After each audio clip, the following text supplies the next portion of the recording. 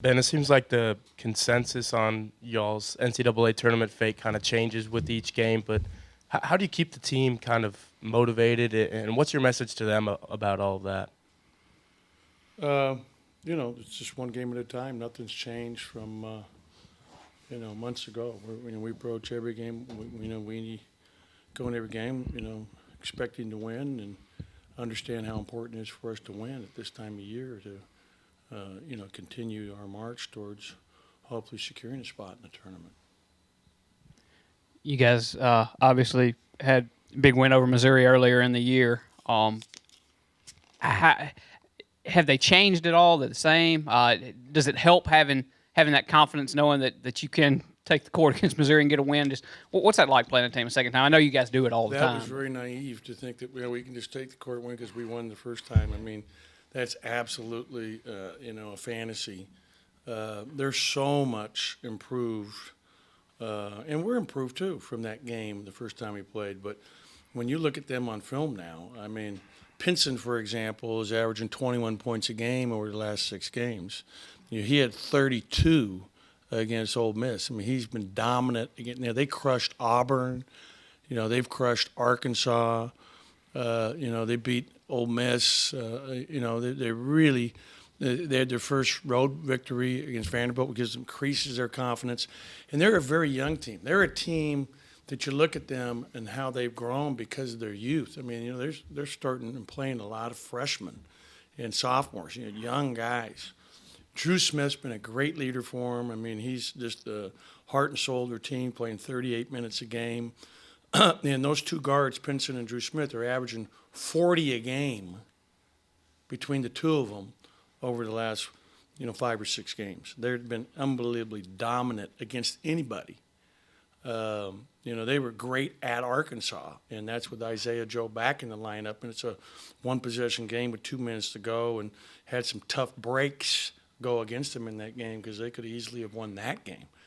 You look at how they're playing as of late, though.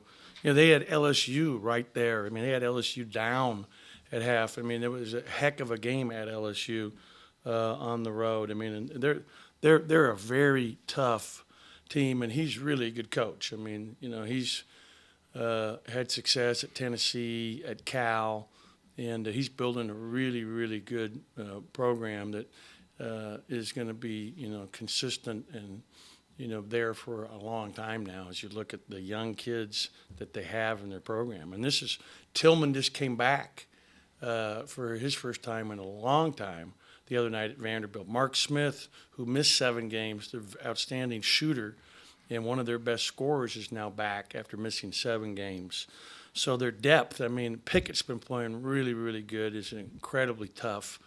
So this is going to be, our toughest game of the year to date because of, the fact it's on the road, the importance of the game, and the fact that they're playing so well. This is going to be an incredibly difficult game. Nico Reed is really playing well. I mean, he's a kid that hadn't played that many minutes, and then Tillman gets hurt, and he's just improved. He's really a dominant force in there. He's a problem. He played very well the other night at Vanderbilt. He had 14 in one of their wins. I think it might have been against, Auburn. But they're going to him. They're using him as a inside option and really playing to him. Those two guards, though, as I watch them, Pinson and Smith, they play anywhere in our conference, anywhere in the country. I mean, they're that good. Pinson has just been amazing. Obviously, your team was in a similar situation last couple of weeks. You got a big home win and then lost at A&M. Got a big home win against Bama and go back on the road. What's got to change on Saturday to keep that consistency? Obviously, you guys have had some success on the road this year at Florida and Arkansas, but what do you think the biggest key is on Saturday when you look at this Missouri team? Just our focus and concentration and understanding, that we have to be at our very best to have a chance to win this game. Anything less will not get it done. And that means in terms of, our effort, our execution, our intensity. I thought that Alabama the other night, and we played our best game in a long time. I mean, we played as well as we played during this conference season. an all-around game. I thought, you go back and watch that film, and we watched edits of it yesterday. Reggie was absolutely spectacular at both ends of the floor. He was equally good defensively as he was offensively, and he really, really stepped up at that end. And that was the first game in a long time where we've held someone under 40% from the field. When's the last time we did that? You guys tell me. I haven't. Vanderbilt. It was Vanderbilt. And then prior to that, when was it? I think Georgia and Mizzou were both. Yes, Georgia and Missouri. Yeah. Yeah, and that's when we have to play like we did in those games in terms of our intensity and focus. Backs against the wall. You're 0-3. If you don't win, forget about it. We're in that same boat right now.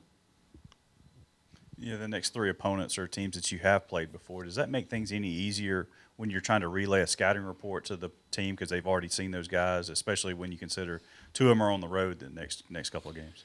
Yeah, familiarity is always a positive when you've seen someone before, but sure like to have them here in Starkville. I would trade the not being familiar with them to play them at home. Again, questions for Coach. We'll get the microphone to you. Let's go back to Tyler, and then we'll get it back to Paul. You mentioned both teams, including yours, being better than they were the last I time think they played. everybody is. When you look on the league right now, like how much improvements were made by each. You look at everybody. Auburn's dealing with a tough injury until he just came back the other day. Who's a spectacular player in Okoro, but essentially, just about everybody's better than they were when we started back in early January. This gauntlet. What are some of the things that your team has done to show that they've been better, specific areas? Understanding offensively of how we need to play in terms of, we're number one in the conference in field goal percentage offense. So we weren't like that back in January, and we've evolved to be, a good offensive team. I think we've grown more at that end than at the other end. And I think part of the reason we're not better defensively is again, my fault. I've just got to play more people and keep them fresh. I thought I did a better job, as I told you after the game, managing the minutes the other night. And I've just got to stay committed to that because it helps our intensity level at the defensive end, which makes sense. It's like, the moment. Go back to Joel. Maybe a weird question, I guess, but I know if you had your way, you'd rather just be absolutely in the tournament and be playing for seeding now. But is there some fun in being able to coach on the bubble and have guys that, I know you preach one game at the time. When you're on the bubble, you have to take one game at the time. Is it easier to coach? Is there an excitement, a fun to this a little bit? Like I said, I know you'd rather just be in and not have to worry about it, but Fun, I would say that it's a better problem to have than to not even have a chance to get in. We've got a chance here, and that's exciting because you're going each and every game knowing how important it is. So there's just a heightened level of focus. And you think about all the work that these kids have put in, from the beginning of, June to where we are right now, and all, it's culmination now. So we've got to bring it. And, like I said to you guys, I looked back at the A&M game last Saturday, and we practiced 2 hours on Friday. This is the moron that had his team practice 2 hours the day before a game. So again, I go back and look at, us losing, and it goes right to here. After 24 years to still do, stupid things like that, I continue to amaze myself. Anything else for Coach before we let him go? All right. Thank you, guys. Thank you.